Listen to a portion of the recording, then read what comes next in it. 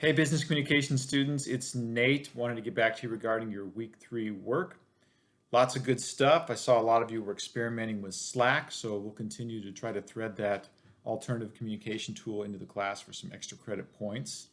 And glad to see you guys putting yourselves out of your comfort zone and shooting video and using Slack and really gobbling up all the new communication tools that are available. So I wanted to give just some quick feedback on the discussion 6 assignment, specifically the office romance assignment. Lots of good comments and thoughts about this. The commonality among students was don't be using company email to correspond regarding your uh, personal relationship. And I've seen this happen in many places that I've worked at. I've seen it happen at Westfield. I saw it happen at Petco. I saw it happen at Jack in the Box. And sadly, unfortunately, what happens is one person gets let go or both people get transferred. And typically, the lower level employee is the one who has to go away. And if somebody's a higher level employee, sometimes they stay. So there's no real firm outcomes on what happens, but there are regulations and guidelines that are usually put in our higher documents that sometimes we don't see.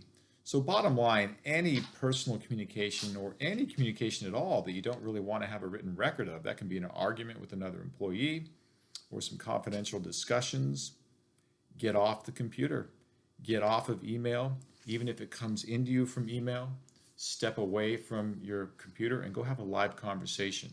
You'll have more media richness in your delivery because you've got eye contact and vocal variety and gestures and a lot of ways to nuance the message that you just can't with a static email.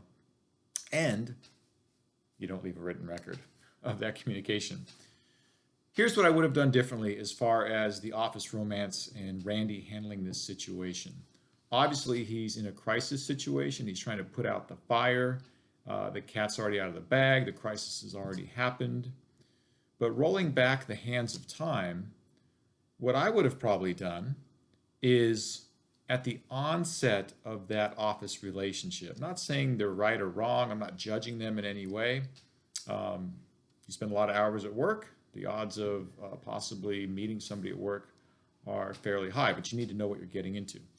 What I would have done is I would have notified my boss up front. So as soon as I had an interest in dating Abby, this fictitious person in the video scenario, I would have gone to my boss and expressed my intent. Here's the situation. Here's what I'm planning on doing. And your boss would give you his or her cautions at that point, which might range from absolutely don't do it. If anything goes sideways, you will be fired, to proceed with caution, to do whatever you want. But the advantage of letting your boss know is that there's no surprises down the line if things go sideways. You've put your boss on notice. You've let them know what's going on. Bosses hate surprises. Bosses hate dealing with non-work related drama, personal issues, because it sucks productivity away not only from that person, but the entire department and sometimes the company as everybody learns about what's going on. So it's really damaging to worker productivity.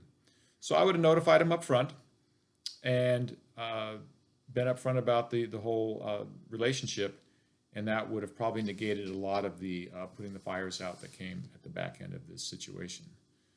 Best advice, office relationships, don't go there.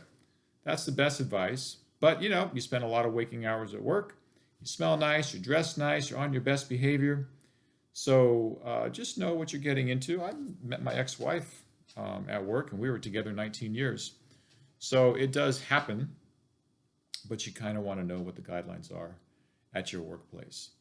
Okay, thanks for lots of good feedback on that one.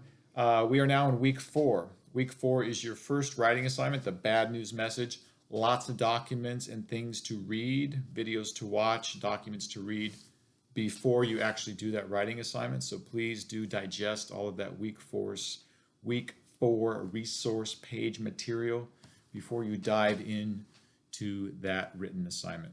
Okay, you have 4 hours to complete that assignment.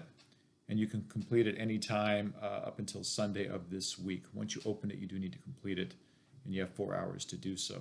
So good luck, and any questions before you dive into the assignment, please send me a message on Canvas. I have got a few messages about some of the links in the resource page to the samples of a block format letter and samples of a 7 parts of a letter, that those weren't working. I've gone in and tested those links under a student account, and they are working. Now it's technology world, so things can happen depending upon what device you're using. But what I suggest you do before you email me saying I can't open the files or I'm getting an access denied message is right click the link and see if it allows you to save that document. Save it to your device and then open it from there, as opposed to just trying to open it directly in Canvas, which is sometimes the links get a little hinky on that stuff. But if both of those options don't work, shoot me an email and I will just attach them to you in a separate email. I'm seeing lots of students open them and get in, so it is working for some students. Again, technology is not always exact. So appreciate your patience on that. Good luck with week 4. I wish you all a happy 4th of July tomorrow. Stay safe out there. And the campus is closed tomorrow, Thursday, so you won't be hearing from me. Just know that you do have that writing assignment due this weekend, so don't have too much fun on the 4th of July, or you might forget to do that writing assignment, which is a big 60-point assignment, so don't miss that assignment. All right, have a great weekend, everybody. Message me if you have any questions. Thank you.